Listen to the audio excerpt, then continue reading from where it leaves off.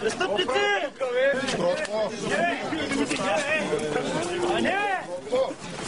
Гости имаш, бе! Ей, палите бомбите! Айде, ей, палите бомбите, изкарайте, аре! Спрете камерите! Техните са мастера! Стига! Те се събрали на протест да поднесем вещи и венци и си казва загърните отвикте.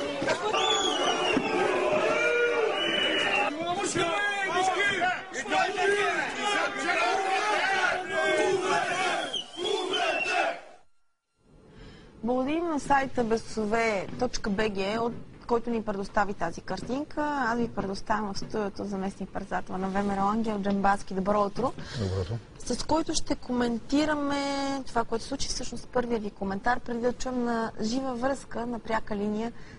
Имаме и представители на яховистите от централата им в София. По-късно ще чуем и мнението на прокурорите от Бургас. Преди това, господин Джамбазки.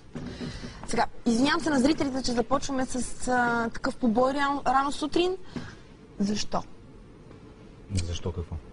Защо се случи? Най-малкото, защото за 20 години държавата не намери за нужно да откликне на многобройните обществени очаквания и искания, дейността на свидетели на Йехова, на други подобни секти да бъде забранена, а да не бъде оставена да се развива в България. Защо решихте, че вие сте хората, които по този начин ще се опитате да забраните тази секта? Само да направя едно ясно разграничение, ние не сме решавали да забраняваме тази секта по този начин, а ние търсихме законния начин. Пуснали сме десетки сигнали до прокуратурата, в които има доказателства. Това, което видяхме, изобщо не е законно. Или аз съм се объркала? Не се е объркал, но това, което видяхме, със сигурност не е организирано от ВМРО. От ВМРО беше организиран протест срещу факта, че сектата Свидетели на Йехова празнуваше смъртта на Христос. Или както там го наричат, този техен ритуал. Това няма как да не засегне религиозни чувства на хора, няма как да не дразни хората. 3 седмици преди да се случи това нещо, представители на сектата са агитирали изключително агресивно хора в Бургас и очевидно са предизвикали това напрежение. Добре, това ли е начина да протестирате, да отидете и да започнете да биете? Казвам вие, защото аз сега казвате, че не сте го организирали. Вие ние видяхме на знамена на ВМРО. Протест организиран от ВМРО, със сигурност. Сега, били са арестувани местният лидер на ВМРО, Георги Дракалиев и областният координатор на партията Теодор Бординяшки. Да, не са били арестувани, били са отведени за справка в съответното районно полицейско управление, тъй като те са... Добре, отведени за справка или арестувани, но те са били там. Да, факт. Хората, които са освободени, там разлика. Са хората от ВМРО. Да, и на тях им се виждаха лицата. На хората от ВМРО се виждаха лицата. Това са организаторите на този протест. Тоест, искате да кажете, че мълчат с качулките, тези, които си дигнаха качулките, влязаха да бият. Да, те не са членове, не са. Винаги това ще ми кажете. Няма как да ми кажете, да, те са наши членове. А вие как си представяте, че ВМРО би организирала нещо, което би снимала по този начин после? Нали, не сме толкова безумни. Точно за да ми кажете, че не сте безумни, за да си го снимате. Ако искахме да направим нещо такова, което е абсолютно незаконно, най-малкото нямаше да го обявява, нямаше да отидем с знамена. Добре, т.е. ВМРО подкрепя ли това, което се случва? Смятате ли, че е справедливо? Не. Не е справедливо, не се решават такива въпроси. Това е извън всяко съмнение. Да чуем сега представителите на свидетелите на Йехова. С тях е Карина Караниотова от София. Атанас Атанасов, който е представител на организацията, би трябвало да е неин събеседник. Добро утро, Карина. Добро утро, Ива. Добро утро на зрителите от административния център на свидетели на Йехова. След протеста в неделя на ВМРО, който прерасна в масово меле, юмруци, ритници, паднали врати, сакси, бомби, полиция, линейки, ще потърсим мнението на представител на свидетели на Йехова, господин Атанас Атанасов, който вече е при мен и ще ми отговори на въпроса защо според него активистите на ВМРО, местните воеводи, както ги наричат, нападнаха вашата религиозна организация и мястото. Първо, добро утро още веднъж на вас и на вашите зрители. Този въпрос, може би, господин Джамбазки би могъл по-добре да отговорим. Ние се бяхме събрали за ежегодното честване на възпоменанието от смъртта на Исус Христос. Над 19 милиона се събраха миналата година по целия свят. Това е едно мирно честване. Това е ясно, но според вас каква е причината? Все пак не може без причина да се организират хората. При тях има нещо, което ги дразни. Аз съм чувала, че бой без причина няма. Все пак вие как си обяснявате?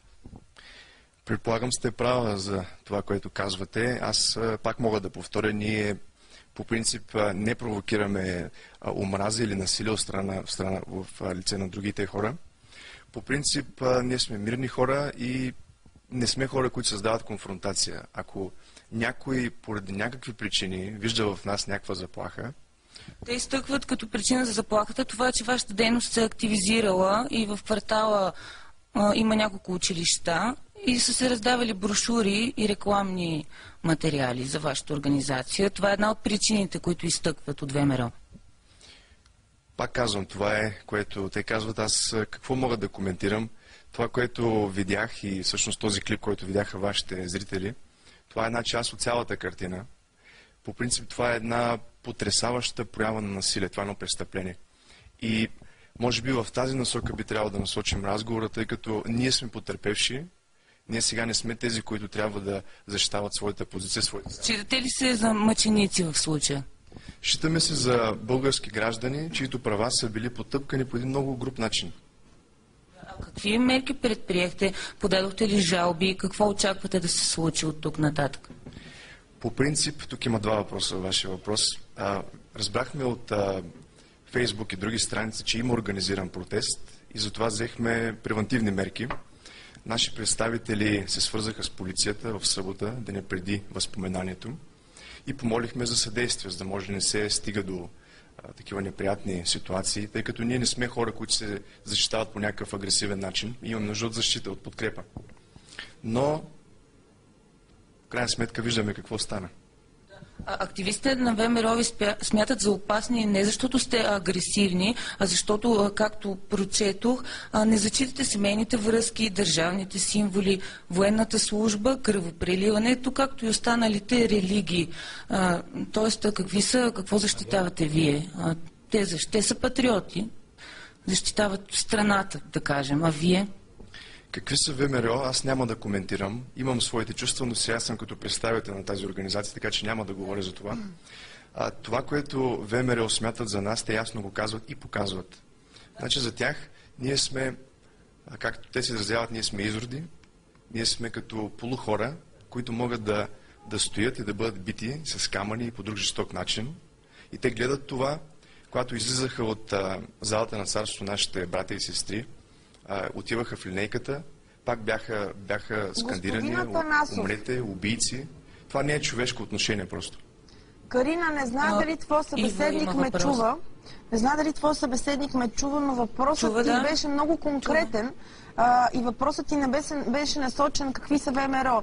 Ти много простичко го попита какво защитават свидетелите на Йехова. Защото гонене на всички, т.е. непризнаване на семейната връзка, на държавните символи и така нататък, звучи леко притеснително. Всъщност секта или не, те са признати за, ако не се лъжи, и признати ли са за религиозно вероизповедание у нас. И какво защитават? Нека да чуем, защото те казват, че не провокират, но пък от ВМРО казват, че едно честване на смъртта на Христос провокира безспор. И ги попитайте как са регистрирани като секта, като вероизповедание или като на един казва едно, друг казва друго. Тъй като вашия въпрос е конкретен, ще ви отговоря конкретно. Свидетели на Йехова подкрепят семейната уредба. Ние имаме щастливи семейства, ние искаме всички хора да имат такива семейства. Много пъти се чуват обвинения, които остават недоказани, че свидетели на Йехова разбиват семейства, и просто това е едно постоянно хвърляне на обвинения. Няма доказателства, от 10 години се говорят едни и същи неща и просто става една като говорилня. Подкрепяте ли кръвопреливането? Не, свидетели, момент само да довърша, свидетели на Йехова според тези обвинения не уважават държавните символи. Няма нито един случай доказан на свидетел на Йехова, който да е показал неуважение към държавните символи. Ако този, който обвинява това, докаже това, това е едно нещо. Но ако само се обвиняват за едни същи неща, пак казвам, става една говорилня. Просто няма смисъл да се говори дори. А вие сте против кръвопреливането, ако примерно вашето дете се нуждае от животоспасяващо кръвопреливане, това би спасило живота му, какво бихте направил? Първо, това е една хипотетична ситуация. Второ, когато се говори за кръвопреливане, прилагателното животоспасяващо не винаги е уместно към тази медицинска процедура. Аз не съм лекар, но има много лекари, медицински специалисти, които ясно показват и са съгласни, че кръвопреливането в много случаи е виновно за смъртта на пациента, колкото за това да му помага. Карина, но това е много дълга тема. Останете на линия. Не чухме отговор за това дали са секта или религиозно вероизповедание. Гостът ми в студиото твърди, че са секта, така ли? Попитайте как са регистрирани. Дали са регистрирани по закона за лицата и семейството или като вероизповедание? Дали са неправителствена организация или вероизповедание и защо? Чухте ли въпроса? Чух добре въпроса. Пак по принцип ми е интересно как от една трагедия се преместваме на други въпроси, но добре, ще отговорим на този въпрос. Интересно да отговорите по Светели на Йехова са регистрирани като вероизповедание. И употребата изобщо на думата секта по наш адрес, това пак е проява на дискриминация и лоша нагласа към нас. А как искате да ви наричат? Както сме. Едно религиозно изповедание, както много други. А от кога датира вашият конфликт с ВМРО? Защото през 2010 година вие се надигате срещу тях, започвате кампания срещу ВМРО. Каква е причината тогава за тази кампания? Казвате, че е некоректна политиката им. По принцип е добре да изясним ситуацията. Светели на Йехова нямат конфликт с ВМРО. ВМРО имат конфликт с Светели на Йехова. И това Извинете, може ли да ви задам един въпрос и аз? Ние не сме, само да се доизкажа, ако може, все пак, нали, аз имам права. По принцип, ВМРО е предприело кампания спрямо Светели на Йехова, не обратното. Ние просто се защитаваме от тези опити, нашата репутация да бъде опетнявана. Имам един конкретен въпрос към вас. Чувам въпросът. Как се издържат свидетели на Йехова в България и колко данъци плащат годишно на българската държава? Това е хубав въпрос. Ние сме открити като хора. Тази информация има на разположение от повече от 12 месеца в интернет. По принцип бих могъл и страница да кажа, но сега нямам тази информация, но има тази информация. А как си обяснявате това, че на много места по света също има конфликти около такъв тип религиозни организации, не са добре приемани, не са желани? Защо винаги около вас има някакви конфликти? Каква е причината? По принцип аз не съм специалист по религия, така че не мога да се ангажирам да давам такива оценки. И може би тук е място да подчертая, че много хора в България с удоволствие общуват с Светели на Йехова, така че да се създава една такава картина, че Светели на Йехова винаги са гонени, мразени, бити от всеки и от всички, това просто не е реално. Карина, благодаря ви. Спираме до тук, защото ще включим от представител на прокуратурата Евгений Озунов, говорител на районна прокуратура в Бургас. Трябва да е на телефонната ни линия. Той е проследил разговора и да чуем позицията на прокуратурата за всичко, което се случи в Бургас. Добро утро. Добро утро. Слушаме ви, господин Озунов. Какви мерки ще предприемате? Има ли задържани хора за повече от 24 часа? Разбрахме, че лидерите на ВМРО са били само разпитани, след това освободени. Сега какво предприемате? По отношение на този казус, както се видя и от кадрите, които показахте по телевизията, действително съществува данни за престъпление. Образовано е досъдебно производство. Същото е с работна квалификация по член 164 алинея 2 от Наказателния кодекс, а именно за оскверняване и повреждане на молитвения дом.